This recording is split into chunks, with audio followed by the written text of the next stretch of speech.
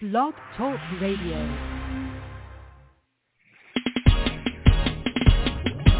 It's a new thing that's sweeping the land. When you don't know which way to go, the answer is Jesus and Elevation Radio.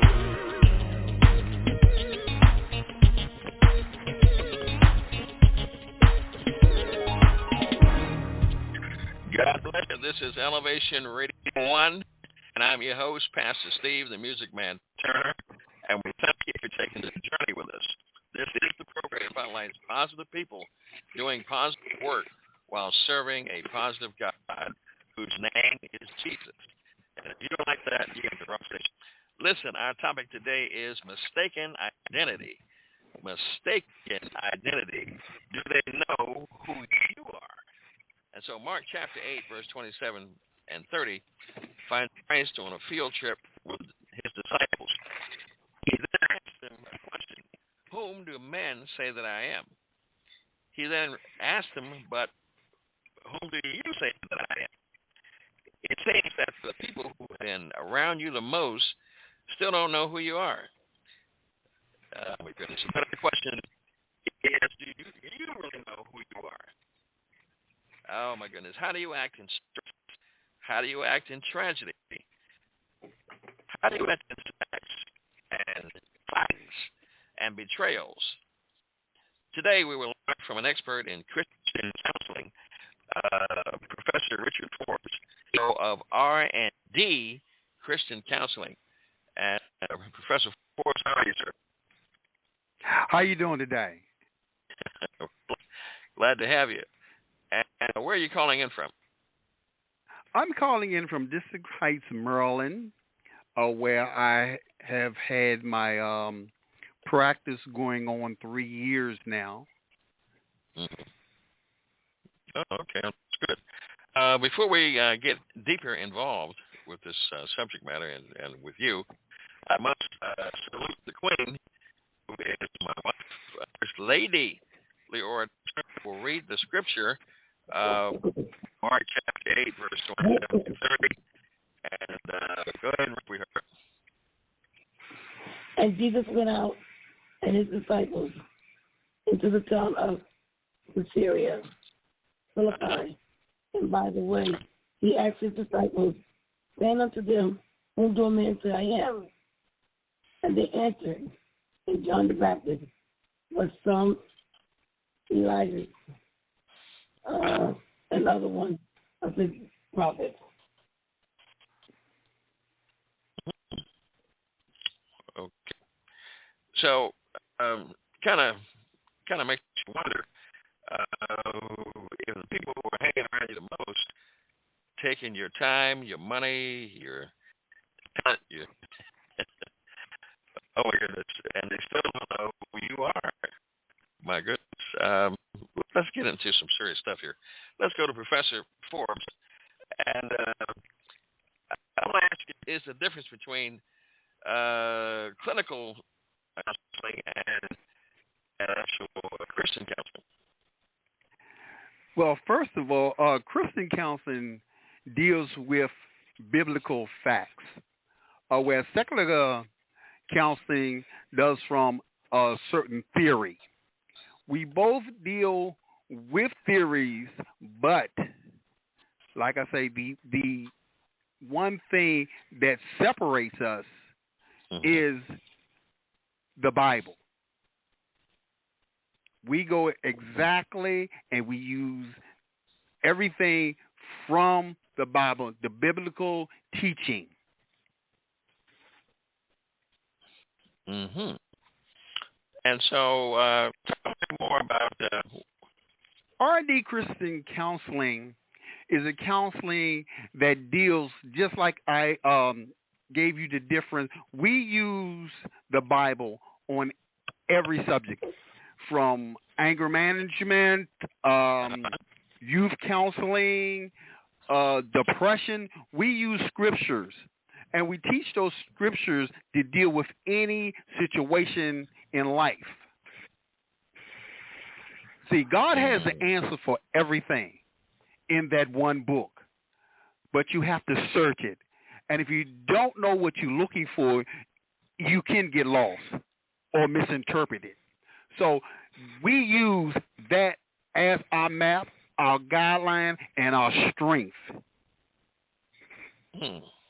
Interesting. So you deal with people who have emotional, mental, and psychological issues. Is that right? Yes. I've been in the mental health field going on 27 years. All right. This is getting juicy. Listen, as I go a little deeper, I want to ask Professor Forbes a question. He is the expert.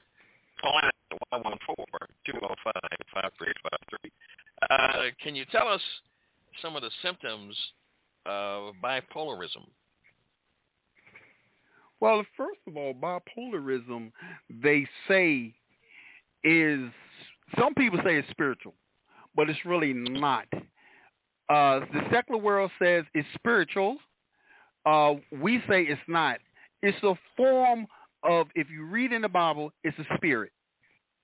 It's a spirit that enters your body and tries to take over.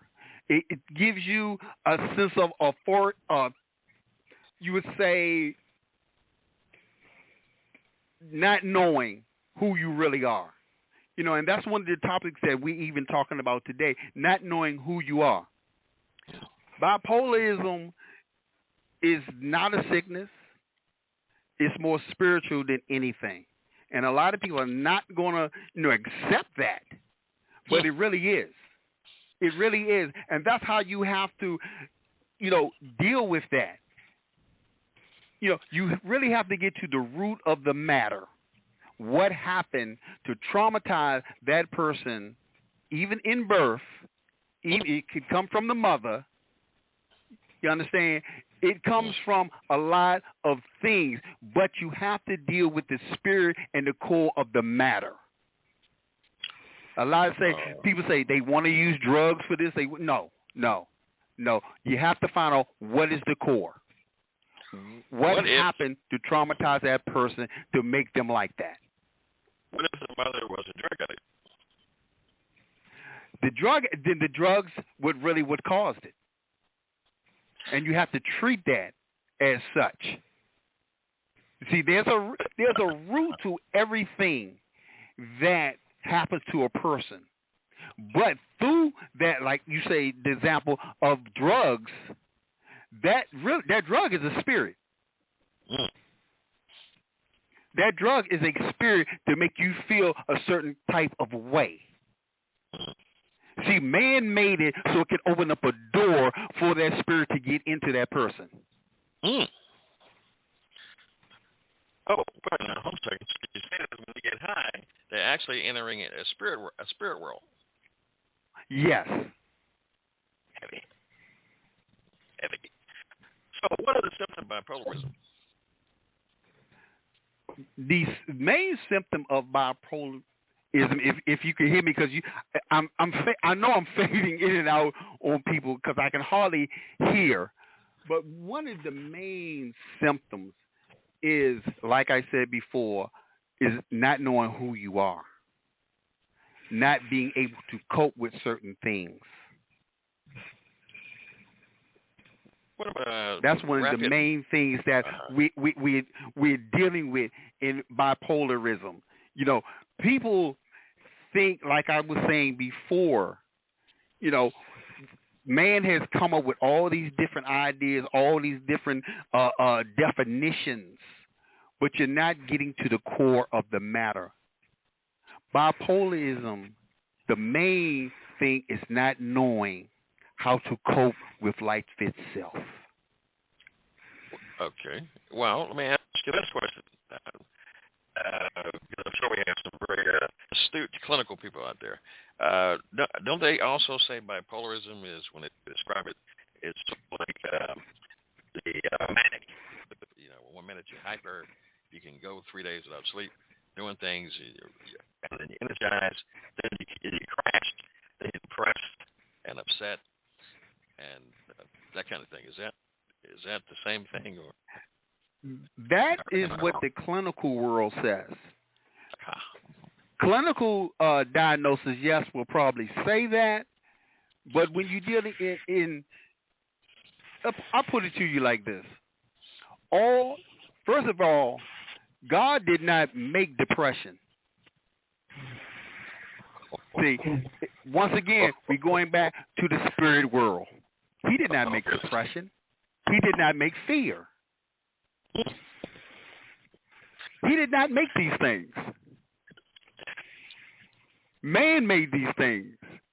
Mm-hmm. And you know what I mean by when I say man. You know, these things came later. He did not make these. So you have to find out exactly what happened, because a lot of things come, and this is something I'm researching now, is generational curses. Once again, open up the door for evil spirits to come into you and dictate who you really are. Oh, it's getting heavy. It's getting heavy. Okay. Oh, well, let me go. Okay. Schizophrenic. What is that all about? Schizophrenic basically is like you say, you hear voices. These voices are telling you to do certain things, and you react on it. But once again, because now you're hearing things, that's this spirit that has entered into your life, to you, is telling you, go out here and do this, you do that. And the majority of that, if you do your research, is a generational curse. Somebody in your family did something. Oh, wait a minute. You're starting trouble, sir. Hold on a second. My great-grandfather did something if he sold himself. Now, I understand that certain cults require certain activities and initiation. Yes. Easter, I can't remember all. But then also some certain fraternities and yes. That kind of stuff. Oh my goodness! So yes. Sacrifices and so if they open that door, then you're paying a price for your great grandfather's nonsense and foolishness. Yes. You're really paying. Your generation is really paying for something that you did. Sins of the father. That's just like if you think, sins of the father, basically. If you think about it, when you go into the liquor store, it says spirits. It's spirits in that alcohol that you're drinking. That alcohol opens up a gateway. You see what I'm saying? It opens up a gateway for something to come inside of you. A lot of people I talk to say, well, when I drink, anything will come out my mouth. Okay, that's the spirit. You trying to be honest. But when you're not drinking, you're humble like a mouse. It's dictating to you what you should do. Or the other term, beer muscles. Want to fight only when they drink. Yeah, only when they drink. Yeah. Because that spirit gets in you. That spirit of violence goes into you. A lot of children have produced from alcohol. Yeah, a lot of mothers, when they were carrying their children, were drinking and doing all kinds of things, and the child is affected because that spirit went into their uterus, to that baby. Once again, it goes back to what I said before, the spirit. It's a spirit. So when you have clients who, I guess, come to you, how do you get your clients? I get my clients basically by advertisement and just talking to people. You know, especially during this pandemic, a lot of people being shut up in their homes, and they don't know how to handle it, because that's when you really find out who you really are. When you have to face yourself, when you have to face who you're supposed to be. So a lot of my clients, they come to me and say, well, I feel depressed. I said, well, why? Well, I'm cooped up in the house. I say, what kind of activities do you do? Well, I can't go outside. Okay. Then what do you think you could do to entertain yourself? See, a lot of people do not think. They just think, oh, I can run outside. I can do this. I can do that. Okay. That's all fine and good. But when that stops, then what? Then how do you entertain yourself? Because I'm going to tell you that some of the shows that they have on TV are very negative. Oh. Very negative. The show called Lucifer? I can't hear you. The show called Lucifer? That's Oh, yeah. See, negativity. See, one thing that, I have found in my years is whatever you watch on that TV affects who you are and who you become. Oh, you might have to say that twice, sir. Whatever you watch on TV will affect who you are and who you become. Well, let me stop there for a second, because I see a doorway opening, and I just need to say this. It may offend people, but I wish there was I think the Republicans were talking about a warning label on kids' cartoons, LGBTQ, and sometimes Y, coming on. I say, why can't they have their own channel? Because watching that's a good suggestion. Yeah. Why can't they have it? Yes. Yeah, I watch the certain shows, and I get offended. My bubble when looking at a homosexual couple. I don't want to watch this. We turn it out. I don't want to see it. It's invading my home. I don't want to sit off at the because if you continue to get whatever, something happens. But see, society has now condoned that it's okay. But if you know anything about what's in that book called the Bible, you would know that's wrong. It's wrong. Romans chapter 8. Now, and see, I understand they're not. Oh, go ahead. I'm sorry. I was going to say that I understand from reading some surveys that the effects of homosexuality, because it's so abnormal, is to cause depression and suicide. When you realize this is not what I'm living a lie to myself. I don't even know who I am. Once again, it's a spirit. It's a spirit. The spirit of doubt. The spirit of doubt. And right now, the spirit of doubt, and a lot of people, a lot of people being affected by this spirit because it has been released. It has been released on earth. And see, a lot of people are not going to agree with what I'm saying, but if you take your 3 steps back like I tell people to do, take a deep breath and just look around you. You will see that everything really, I'm going to go this deep on you, really everything the Bible says about revelation is happening. That's right. All you got to do is just step back.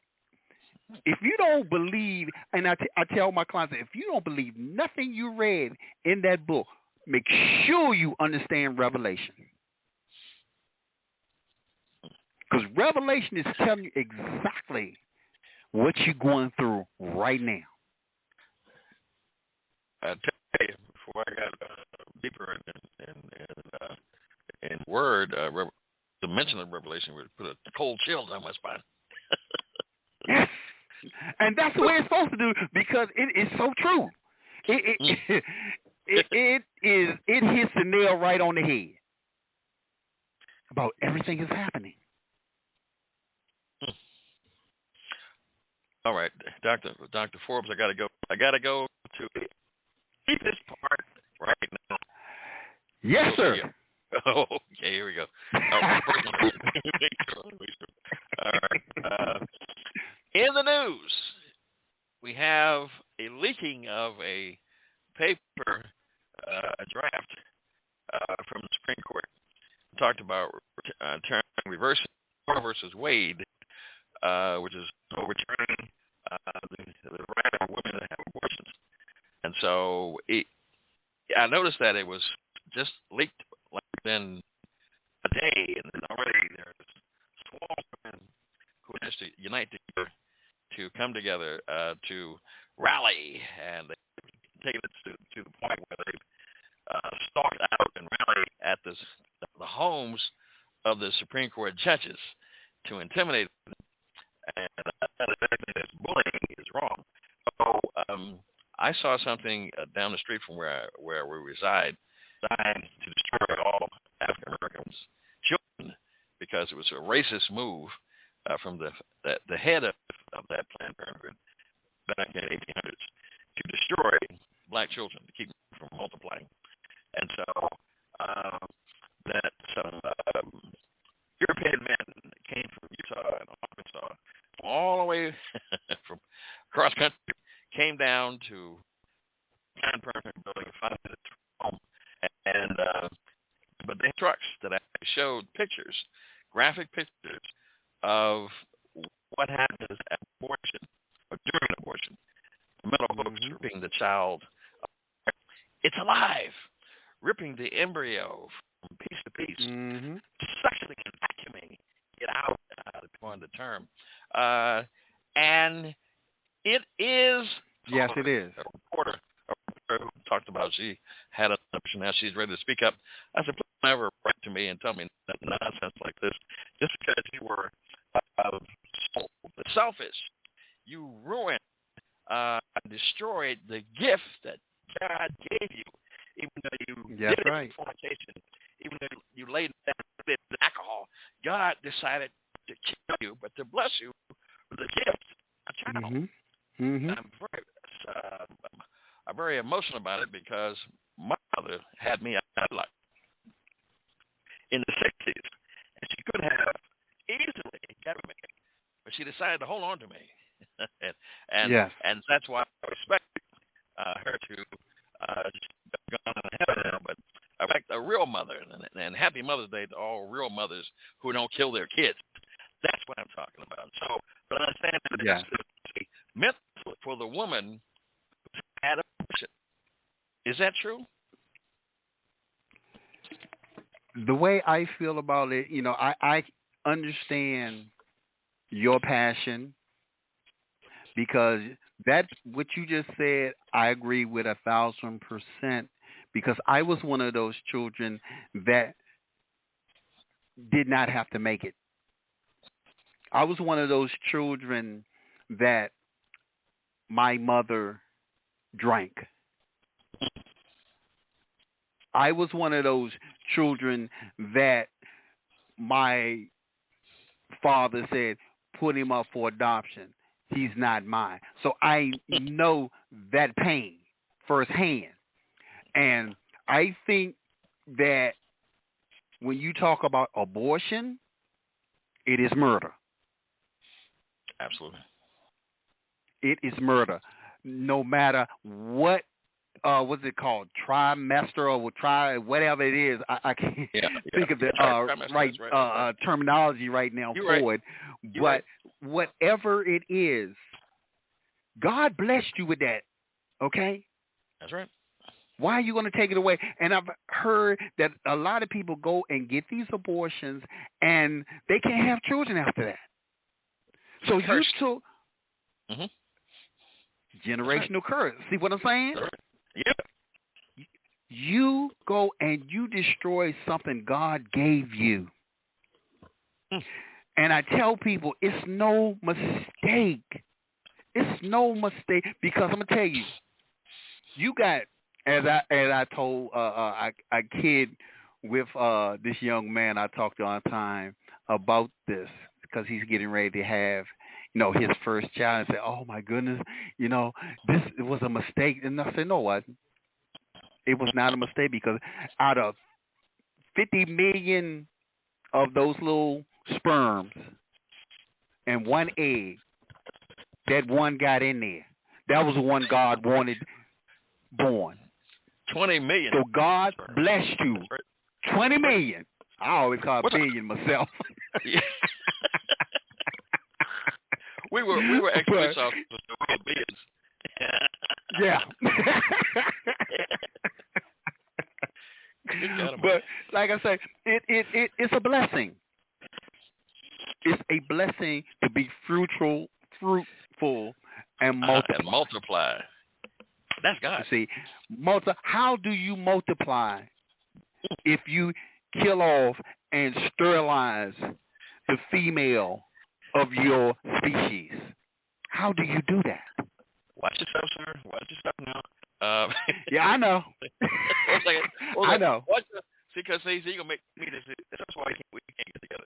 Because you forcing me to go into the direction I thought about. Same thing with homosexuality. Yeah. Yeah. Multiply. Okay, because you can't impregnate another man. Hello. That's right. so hello. That's right. You can't. You cannot do it.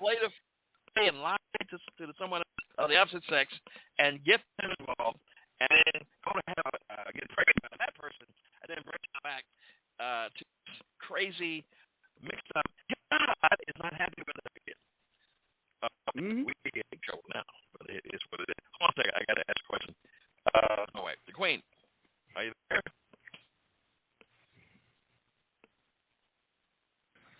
I'm here. Okay, what's your opinion on this? What is the question? What's your opinion about motherhood? Well, I think it's a beautiful thing, first of all, your mother. But if you're talking about a mother aborting a child, I'm definitely not in agreement with that because I believe in it, first of all, and I do believe it's a gift from God, And,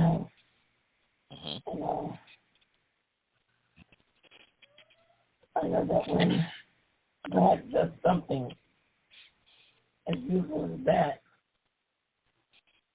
that's something that we should all be rejoicing in and just be glad about. Because it's a beautiful thing. Yeah. Because you're a mother too. Am I right? Yeah, you had 2 children. You could have. You're a mother also.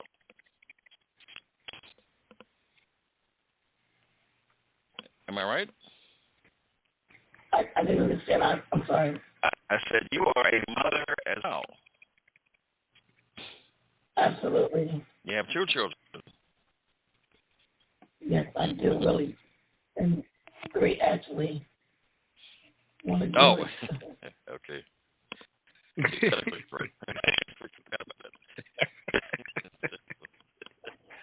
So when I first, I tell you, it's I'll be old, 29. It comes and goes. But now, and this is thank you, sweetheart. This is something I want to say, and then I'm going to let Dr. Forbes run his program. Is that you say women's right to choose? I don't understand that, Dr. Forbes, because the last time I checked, didn't hear that. Okay, it says they're talking about the women's right to choose. They're adding constitutional values to the state of Maryland so that they can never have to worry about doing this again.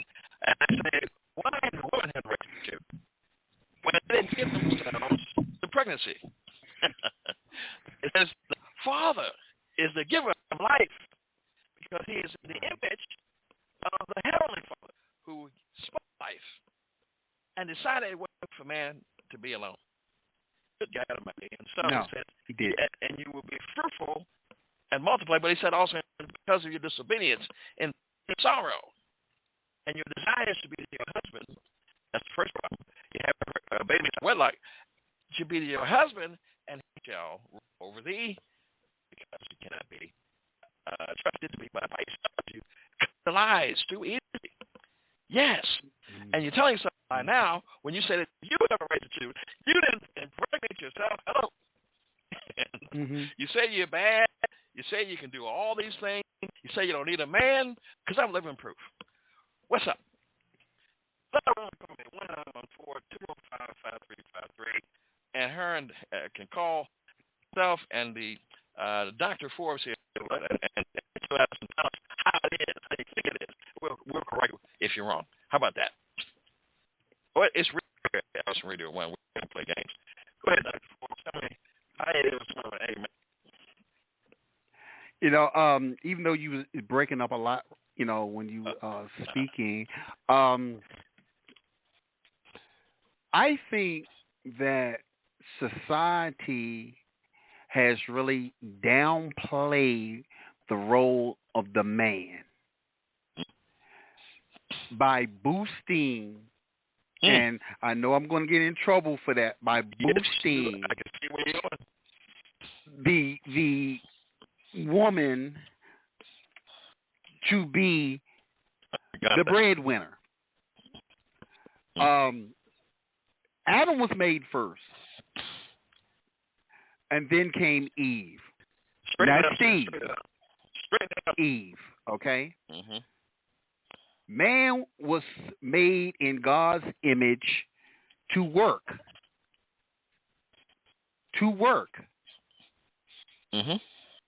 And have dominion. Okay? But see, where we get it wrong at, we think it's dominion over one another. We do not supposed to have dominion over. I don't have supposed to have dominion over my wife. My wife does not supposed to have dominion over me. Okay? We supposed to be, hold on, we supposed to be together as one. Okay? But society has made it now that woman is the, as I'm going to say, the head of the household. Okay? But it wasn't supposed to have been like that. Okay? It's supposed to have been an equal thing. And both of them as one have dominion. You know, I may have went around the block a little bit, but I had to get a little history, is that we supposed to work together in the relationship, in the marriage, in society. But we have made it that one is greater than the other. No, both supposed to work together to make that one. Let me ask you a question, sir. Since you have opened up Sure. Pandora's box all the way. Hey, that's me. I'm sorry. That's just me. Lord have mercy. Queen, pray for him.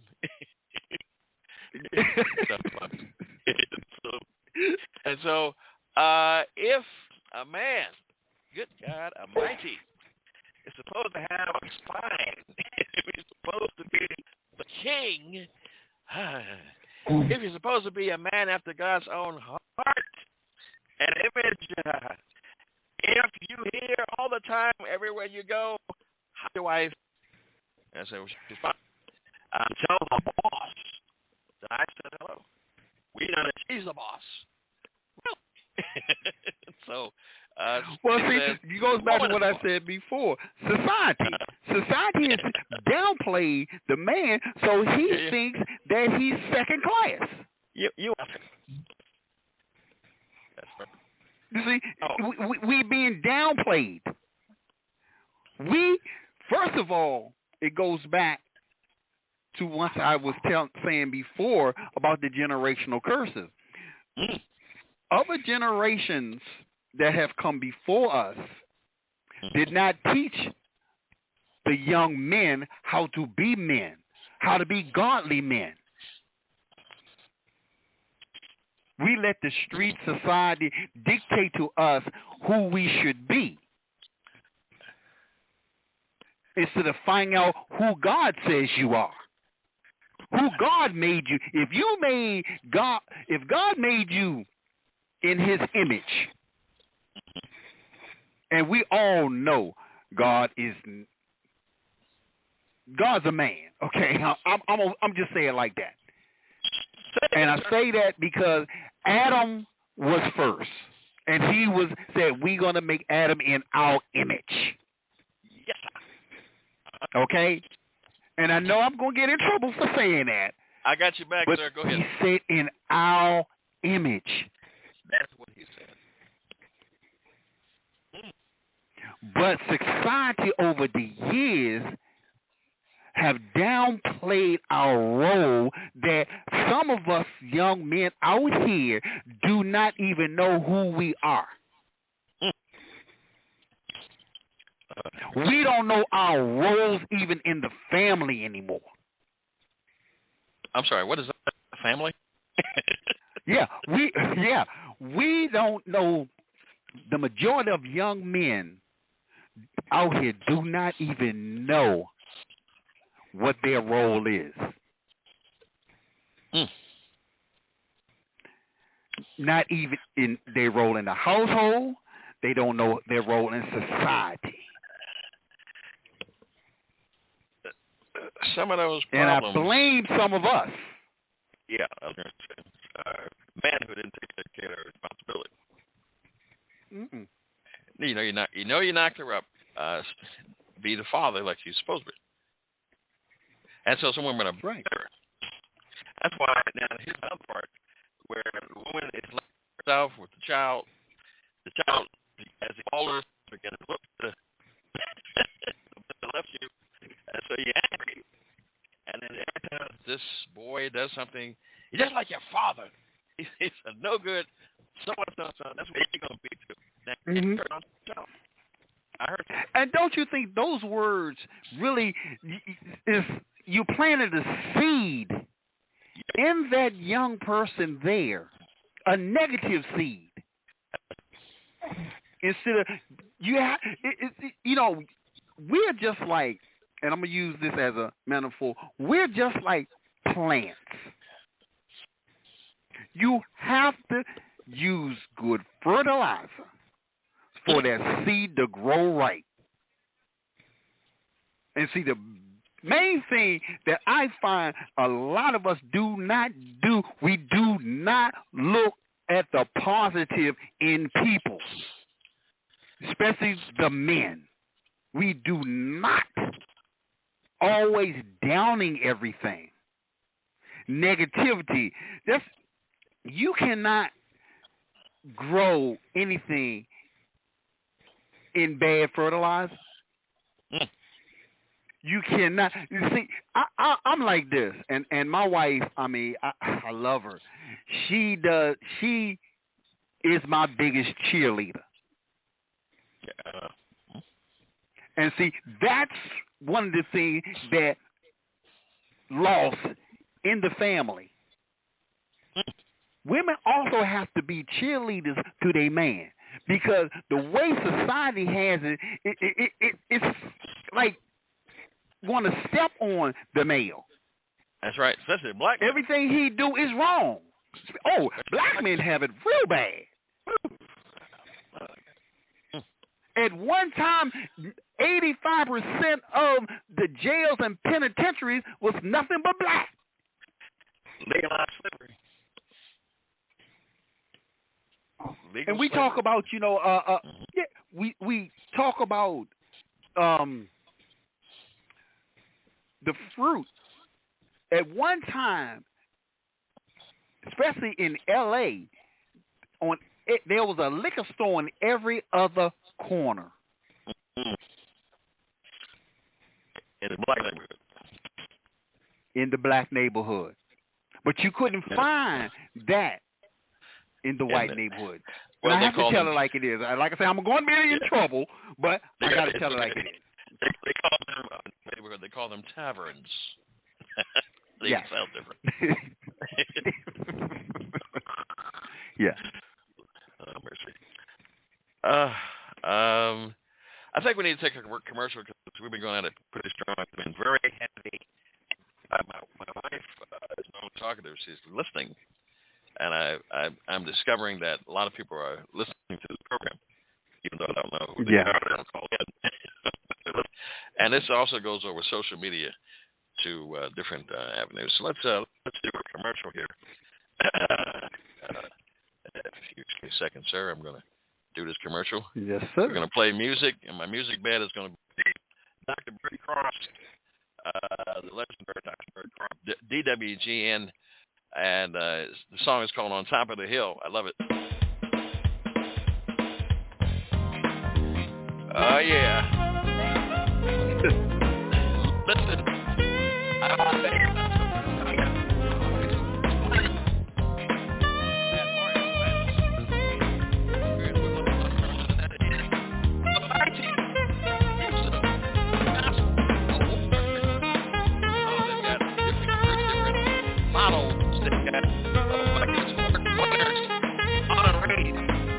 Dr. Bobby Jones coming back for second year to the hosting special featured artist of the Mighty Soul Sorrows. Oh, it's awesome. If you want your tickets, whatever it is. At 410-302-2737.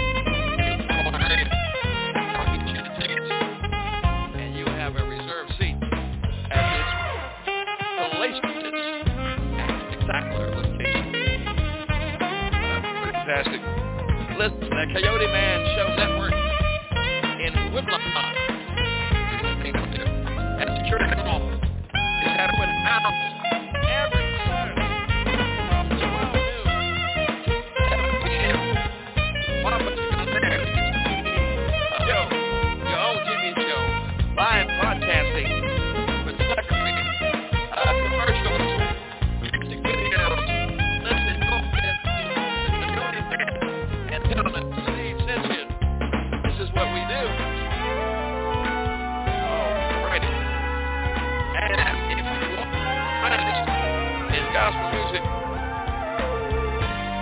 call the Old Organist at 1-410-302-2737. That's 1-410-302-2737. Revivals, anniversaries, funerals, in person, out of person, video, it matters. That's what we do. Just like United.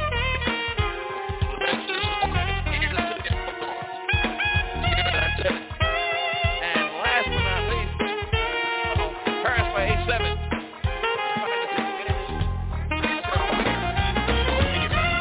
At Ranchestown Plaza.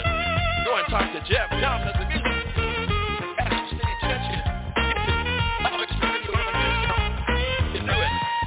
And don't forget, don't forget 28, 5:30. That's me. Roast me if you can. If it's strong enough, can you do it? And contact information. That's what we do here at Elevation Radio 1. Being in play.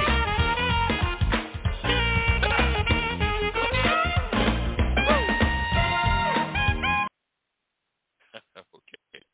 I'm back. All right, indeed. Yes, sir. So, do you take insurance, sir? Yes, I do. I'm in the process of taking Medicaid at this time. Okay. Medicare? Yes, Medicare, I'm sorry. It's okay. Okay. I had had the pleasure of meeting you at the Newsom preliminary award show and talent showcase, and we just hit it off right here and there. And so I'm just grateful. Outstanding. What's your title? What's your term? I'm doctor. Doctor. Oh, okay. Excuse me. So I had it right. I didn't know. Dr. Yes. Forbes. But you weren't always a doctor. You were also a police officer, weren't you?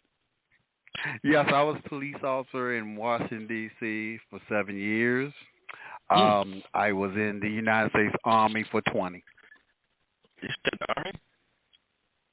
Is it 20 years? Excuse me? I salute you. 20 years in Army, yes. The Army? Yes. Yes, United States Army. Forgive you. Semper Fi, Marine.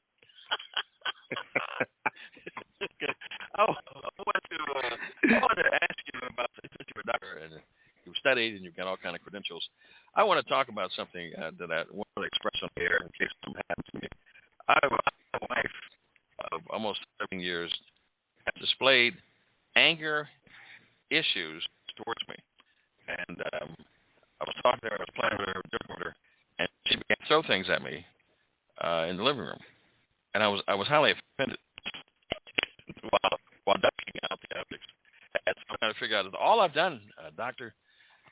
Forbes, for her and taking care of her and loving her. Why do women get upset? And she's the first lady. She threw things at me. So what can I do? Well, first of all, you have to understand we don't think the way they think. Okay? And a lot of us don't. We take that for granted. You have to also understand that what you can just blow it off your shoulder, they don't. Okay? It may have been something that you did last week sometime that she thought about, that second. I don't want to say this, but they hold grudges. Women hold grudges. Okay. Okay. I'm gonna say it like that. Women hold grudges. I know my wife is gonna hit me upside my head when she hears this, but yeah, they where we get mad, we get it over with. At 10:00 we're fine. 10 o'clock. The argument, 10:01, we done said what we had to say is over, we're done. Boom, that's it. But no, they will think about it. Something, will remind them of it, and they going to get mad all over again. Yeah, you have to say that's the way they are wired.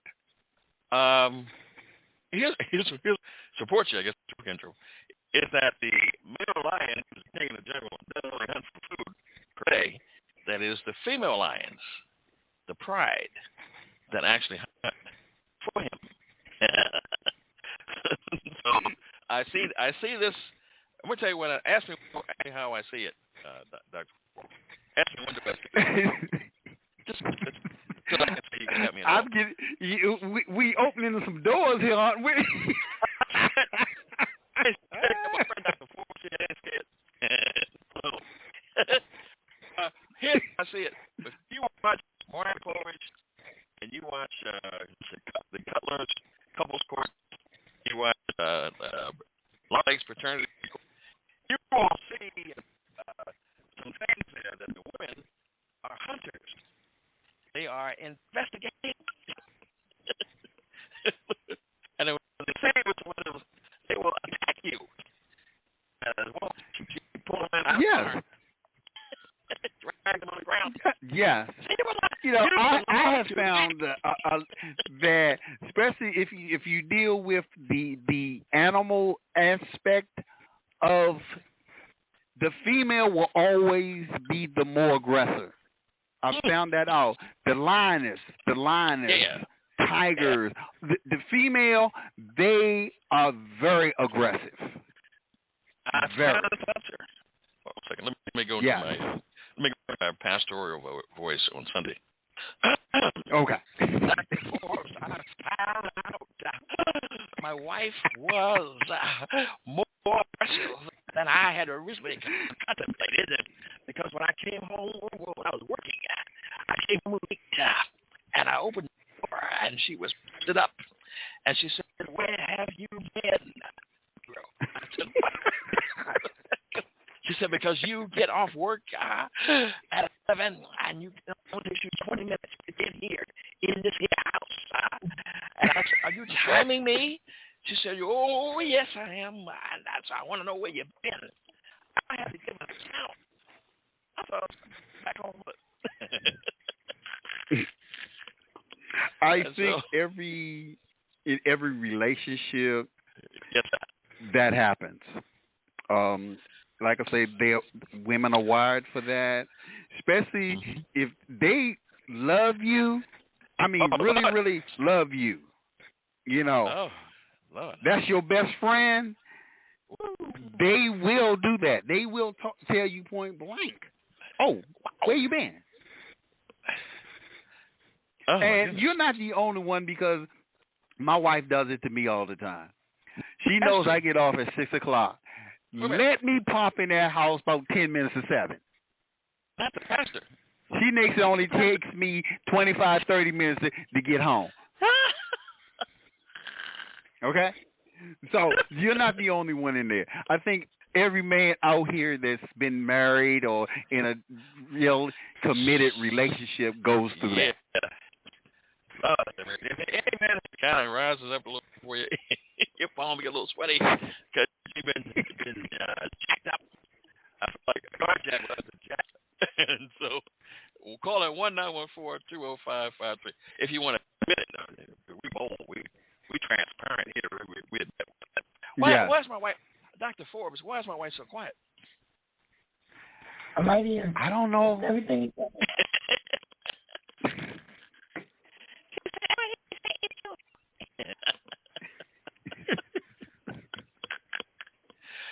I didn't realize. I knew she was from New York, Dr. Forbes. My wife's from New York, but I didn't realize it was a gangster. So until that night when she posted up like that, I thought I was straight to New York. No. And then what she asked me, Dr. Forbes. Dr. Forbes, you know what she asked me?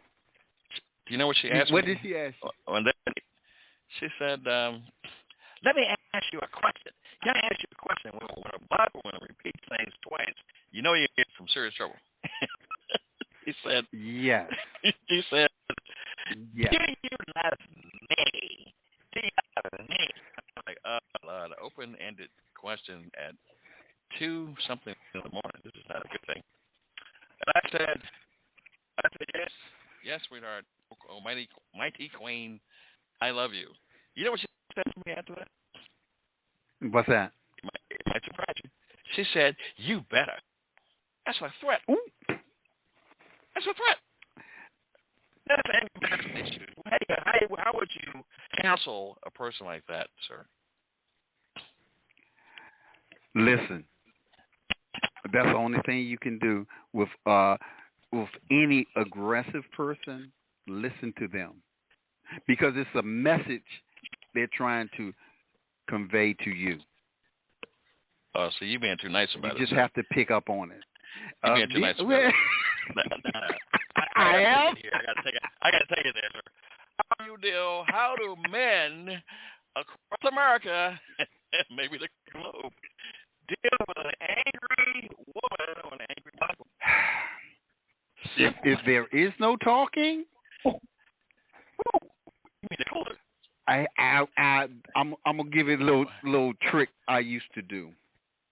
When it gets into a argument like that, or something of that nature, so to speak, because it could escalate, you look her in the eye and say, "When I will talk to you when you calm down," and walk out the room. If it persists, then you walk out the door. Don't go anywhere. Maybe stand out in the hallway, or do not move that car. Okay? Do not move that car. Because it's like, where you went? Where you went? Just another woman. Do not move that car. Okay? If it's bad cold outside, go sit in the car and just sit there and let her see that you're sitting there. Do not leave that premises like that. For God's sake, you do. For the love of God. Do not do it. Then after maybe an hour or two, you come on back in the house and say, now can we talk about this civilly? If she does it again, then you go right back out the door again. I didn't know about the Dr. Forbes method of survival. So one time she was mad at me for something, and she didn't talk to me 15 hours. And the funny thing about it, now of course I got no food. Matter of fact, my dinner might have gone somewhere else. But I remember, but she could talk and be, to other people. Mm-hmm. It's amazing. Mm-hmm. I said, well, what about me? I mean, like, I don't know. It's called the doghouse. Okay, you was not going to get a conversation out of her at that time until she was ready. And see, that's another thing. We as men, we just want to get it all out, get it over with, done, boom, and that's it. They will string it out. Wait a minute. I think I realized why they string it out. I think I got an epiphany power.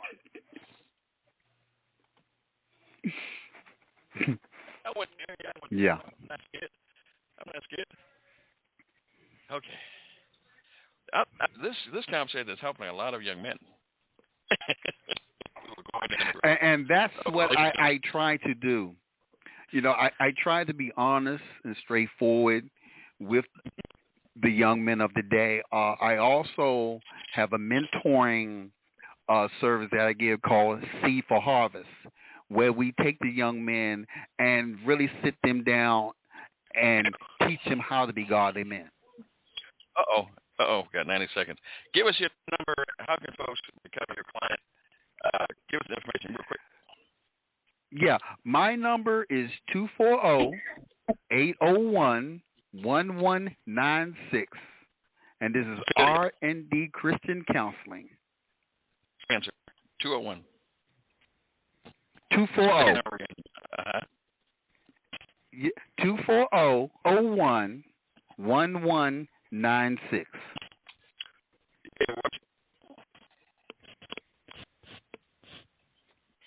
Do you have a website? No, that's my straight number. You can call me anytime. All right. So I guess I'll keep your number on speed dial. My wife's very quiet. I guess I'll be all right after I get off this program. I may get dinner. I may not. Don't know. Well, hold on a second. Let me do a check. Sweetheart. I'm here. Do you still love me? I'm here. Huh? Yes, I do. Yes. Said it mighty fast. Okay. So, are you gonna say anything to our guest as the show ends? Yes, it was a pleasure having you. Thank you. Thank you for having me. I've learned a lot, even in the questions that were answered, asked me, and it's always a pleasure to get an opinion from a woman of God. Yes, definitely. thank you. We look forward to. I think if your wife was on the program, and my wife was on the program, there might be problems because they're two praisers. So. Yes. What your wife said. Your wife is just produces praises, just trying to have a conversation. She might say, "The Lord is good." That would be great. That would be great. We have to talk about that. She's got a busy schedule, but we'll try to squeeze it in. I'll get back to you about some opening dates that we could probably do this one Saturday.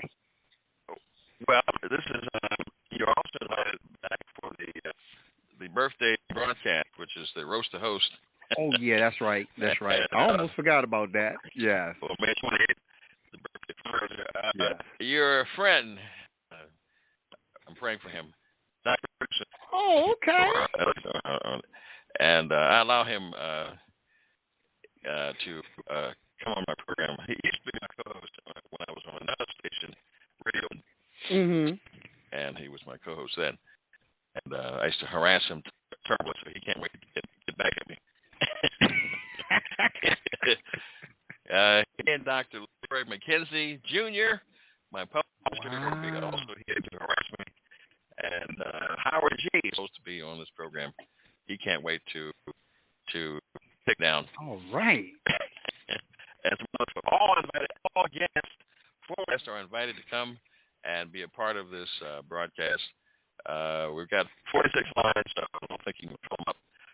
And like I said, if you come, make sure you come correct, because if not, I can't return the favor. It's been a pleasure.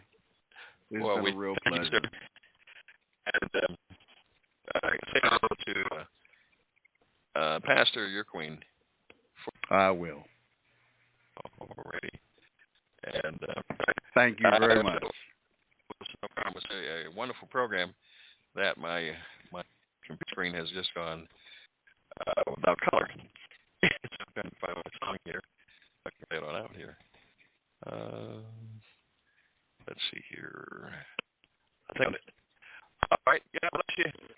Remember, you need to know who you are. All right. You need to know who, and I'm giving a closing.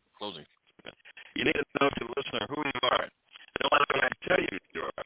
Let God tell you who you are. And the closer you get to God, the more you discover who you really are. And you are a king or a queen. And that's simply, or princess, or a prince. That's all it is. Ain't enough. God bless you. Keep your head up. Keep your head up. Keep your head up.